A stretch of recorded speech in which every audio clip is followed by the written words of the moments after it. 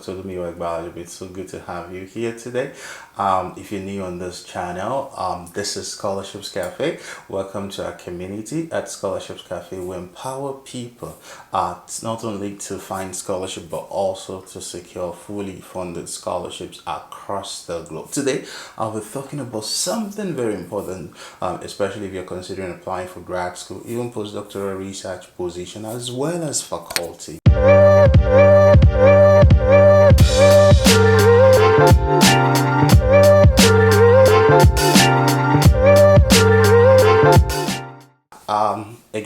If you're new on this channel, I just want to say welcome to Scholarships Cafe. Do not hesitate to hit the subscribe button. We have over 74 videos on how to apply for scholarships, on current scholarships, as well as checklist of scholarship, like your how to craft your academic CV, how to write your own statement of purpose, how to even navigate the search for scholarship. Please check all those videos. And if you are a returning subscriber, thank you so much for your support so far. At Scholarships Cafe, we want to support you. We want to be part of your success story. We offer different consultation packages, starting from 35 minutes consultation to even masterclass, as well as intensive coaching program that could last up to 6 months. We also offer document review for you in order for you to submit a compelling document, because we understand the importance of drafting your statement of purpose, which is quite compelling and devoid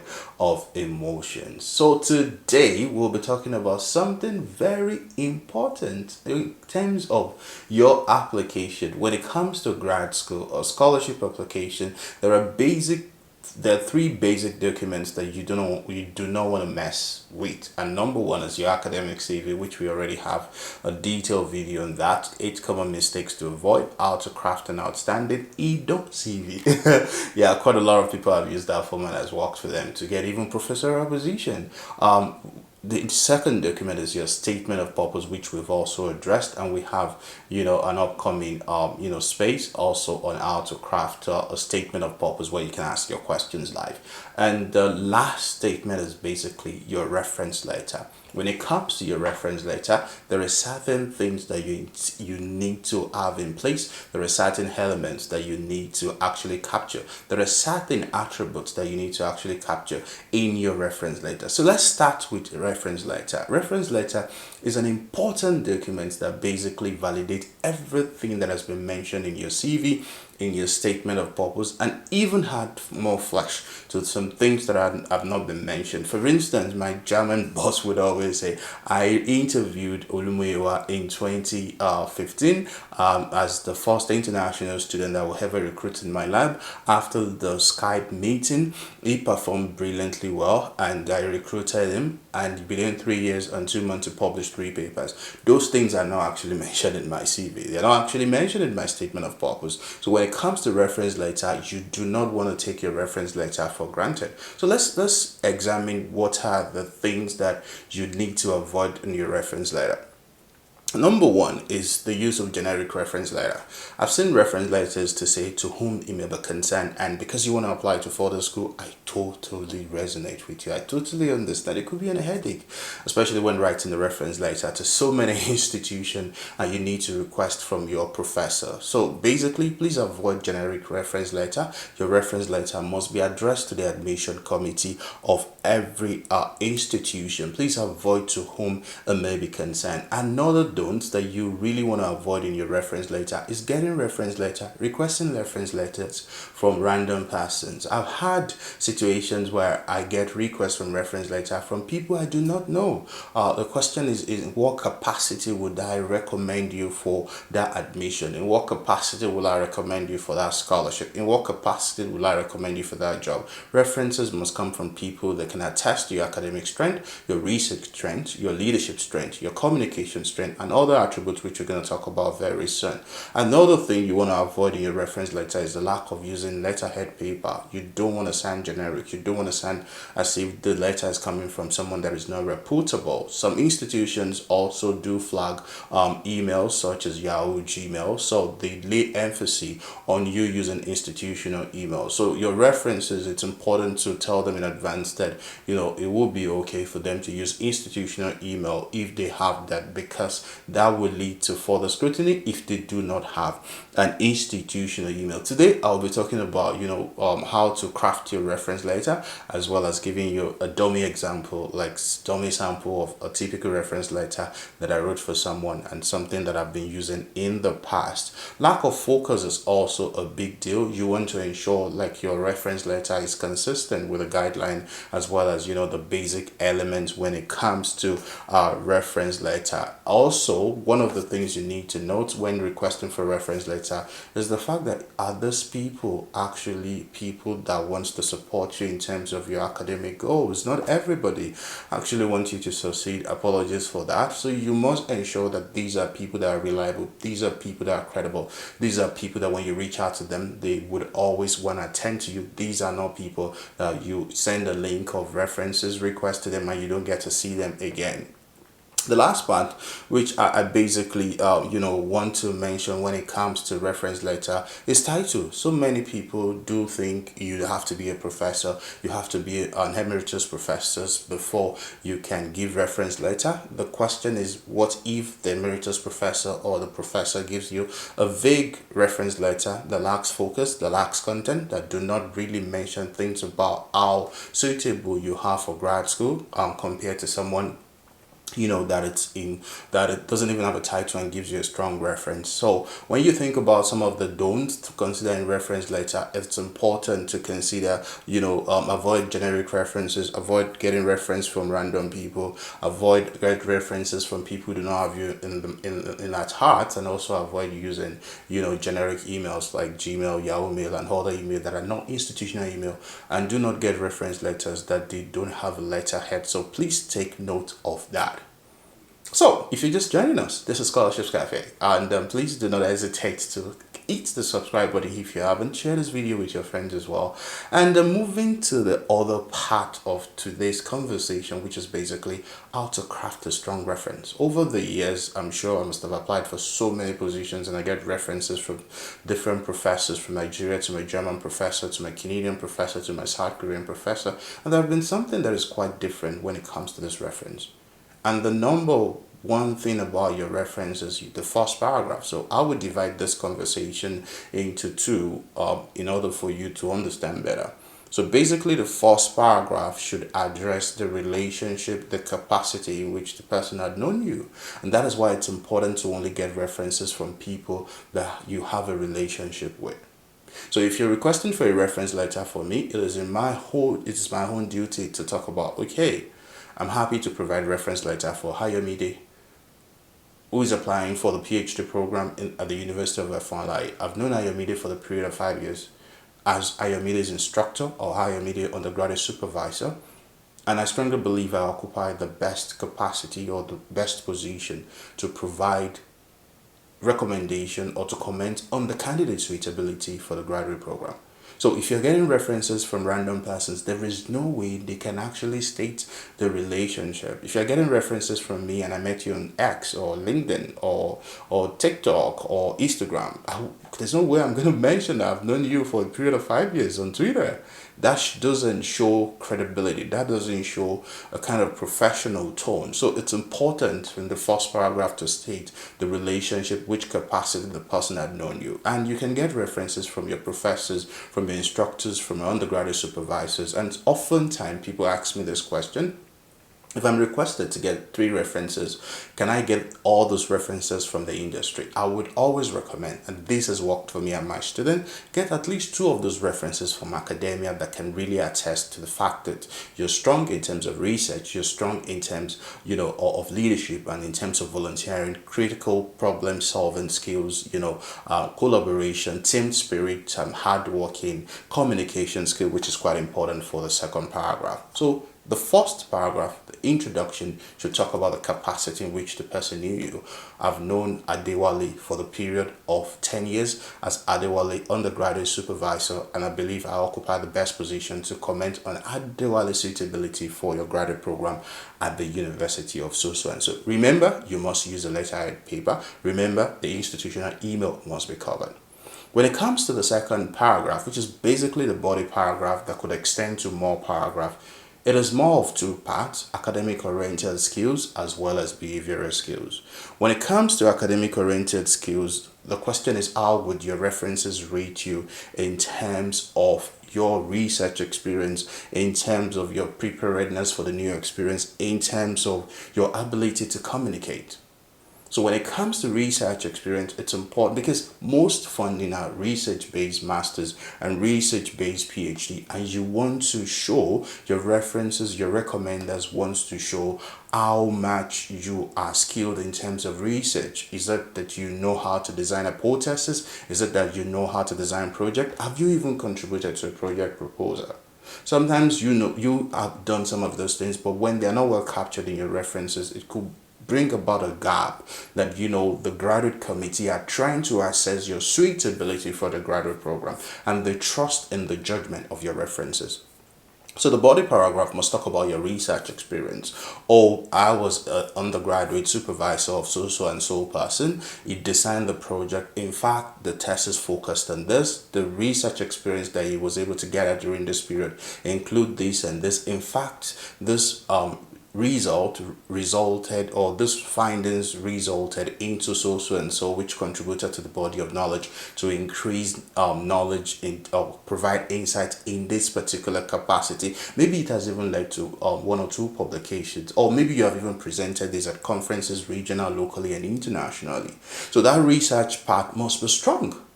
So the other part could be your problem solving skill. Maybe there was a particular time in your group, in your lab, in your, in the community, in the department, that there was a particular complex issue, and you actually gave a pair of highs, which kind of led to solving the problem.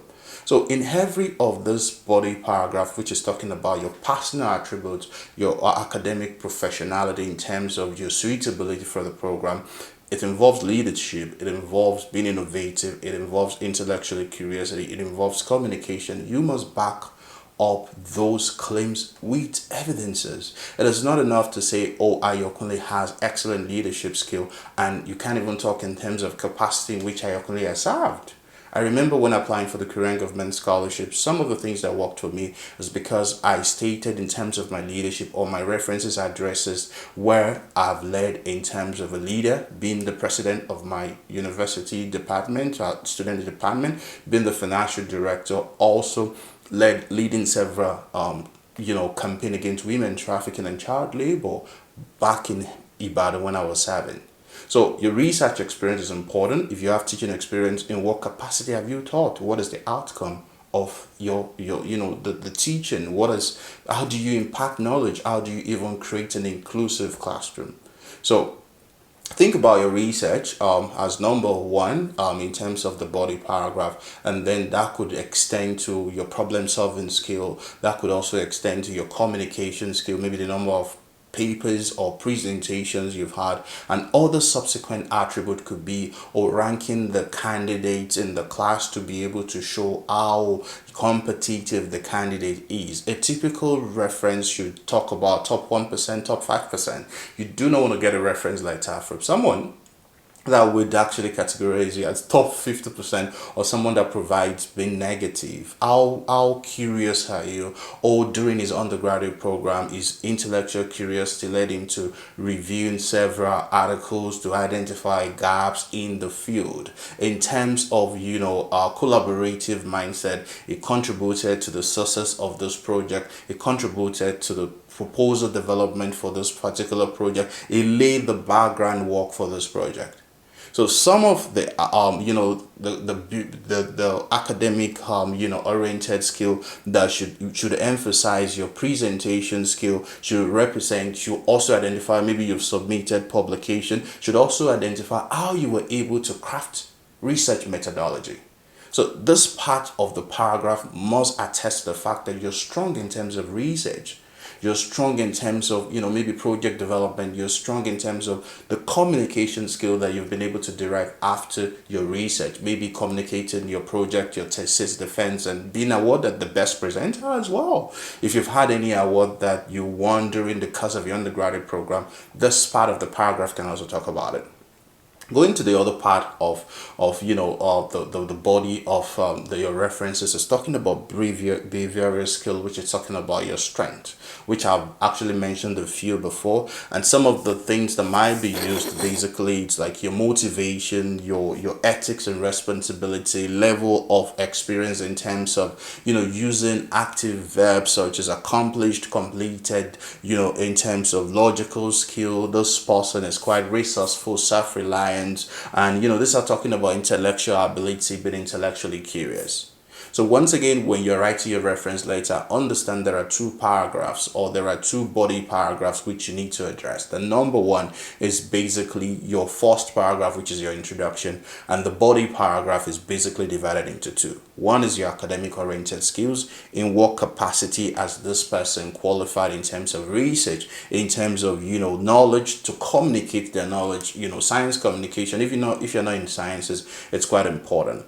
And the other supporting paragraph should actually address your leadership skill, in what capacity, your communication skill, in what capacity, your volunteering skill, in what capacity, your being intellectually curious, in what capacity, your hardworking, not just to mention you can work under pressure, in what capacity, ability to adapt to fast-paced system. For me, my Korean professor and German professor will always talk about my ability to even cope in a non-English speaking environment, which means that I'm multicultural, like in terms of multiculturalism. So I don't even have issues with a new system or a new culture.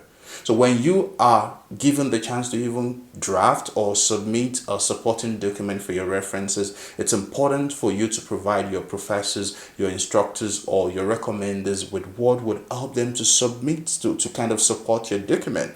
It could involve a copy of your student academic, transcript. It could also involve something that has to do with maybe you've won an award before. So it is very crucial for you to help them to help yourself, and you do not want to get a reference letter that's just saying, I've known Muyiwa for a period of 5 years, and you may give Muyiwa the scholarship. Remember, there are two basic points, there are two basic part of your reference. Number one is the first paragraph, which is the introduction, in what capacity the professor or the instructor had known you.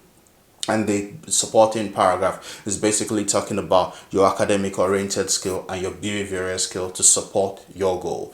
In terms of academic excellence, you're talking about your percentage in class. You're talking about your contribution to research. You're talking about how you design a research methodology, how you were able to design a project, how you were able to gather some experiences.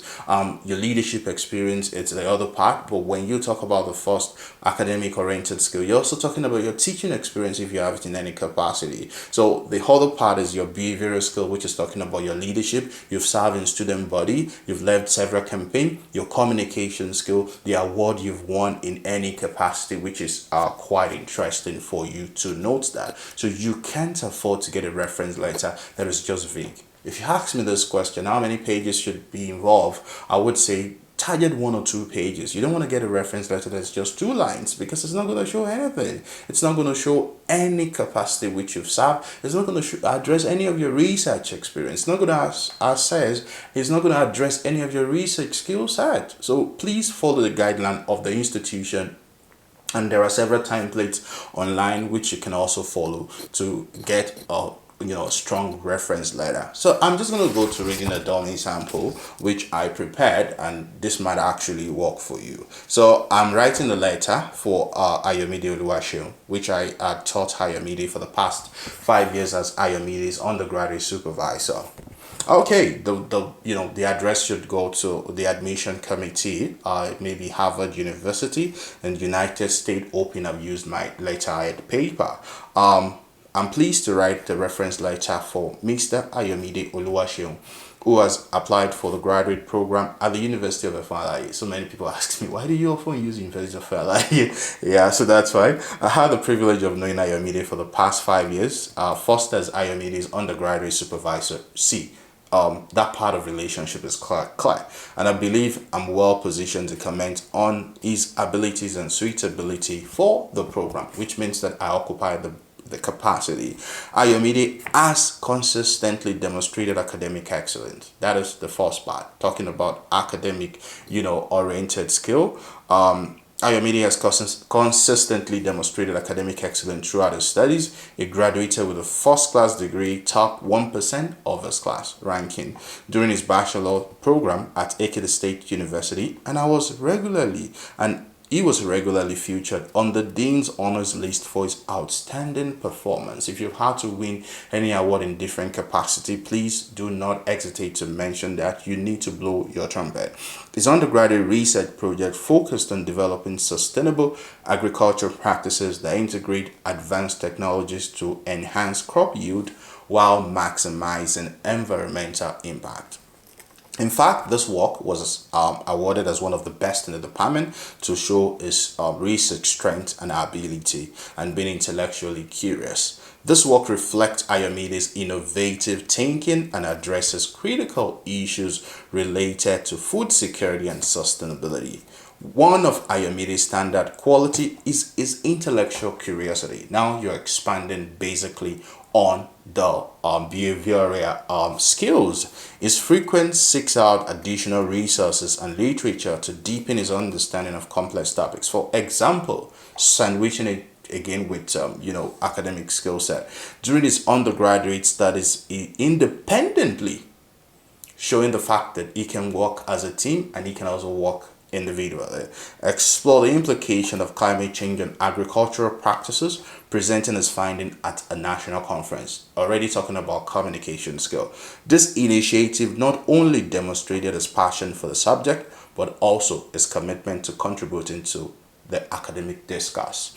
During his time at Ekiti State University, Ayomide's ability to conduct rigorous academic research has been one of his greatest strengths. He has authored and co-authored 4 research articles in reputable journals showcasing his ability to produce high-quality academic work. If you have that, please mention it, but if you don't, you might not need to mention that. Don't lie. Don't be like someone that wrote me to say, oh, I reached out to a professor that had a paper, and then the professor requested for the paper, and I actually didn't have it. So do not lie. In addition to his academic pursuit, Ayomide is a dedicated teacher committed to empowering his students. He has also led several campaigns against human trafficking, talking about leadership, service, community service, demonstrating his passion for social justice and his commitment to addressing pressing societal issues. His leadership in this initiative speaks to his ability to mobilize communities and advocate for change. When it comes to communication skill, Ayomide's communication skills are evident in the numerous publications and conferences he has attended at local, regional, and international level, further showcasing his engagement with the broader academic community. I'm confident that Ayomide's dedication and expertise will enable him to make meaningful contributions to the academic community and address pressing challenges through his research and advocacy efforts. I wholeheartedly recommend Mr. Ayomide Oluwaseun for the graduate program at the University of FLIE.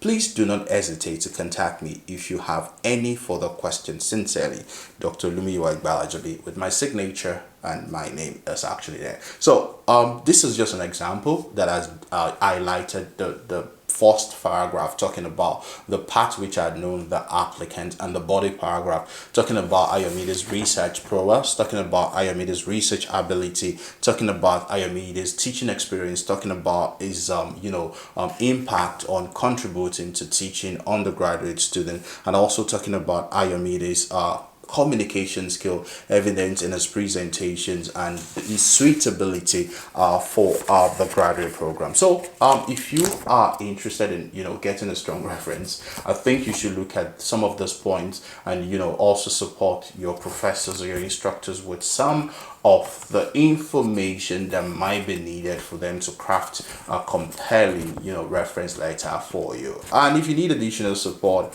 at Scholarships Cafe, we provide support in terms of review of documents. Our masterclass for October is coming up on the 3rd to 5th of October, and the registration is ongoing. You can check the description section of this video for the link to join the class. For the masterclass, it's 3 intensive 6 hours, and afterwards we onboard you to a student support group, which will check on you every month. We have a meeting every month, and we also provide free CV review and code email. You want to be part of the class because we're going to be learning everything about how to apply to grad school, from being a novice to a pro, and you cannot afford to miss that master class. Once again, the registration for the master class is at the description section of this video. So today we've actually talked about how to draft a reference letter, and if you're applying for masters, PhD, or even undergraduate program, as well as professorial position, it's important that your reference letter attests to the fact that you're strong in terms of research, you're strong in terms of teaching, you're strong in terms of leadership, except you're only applying for top masters, which your research experience might not really be necessary. But when you're applying for research masters, PhD, postdoc, faculty, it is important that your reference must actually capture everything about you in terms of your suitability for the program, and avoid generic references, avoid requesting reference from random people, and avoid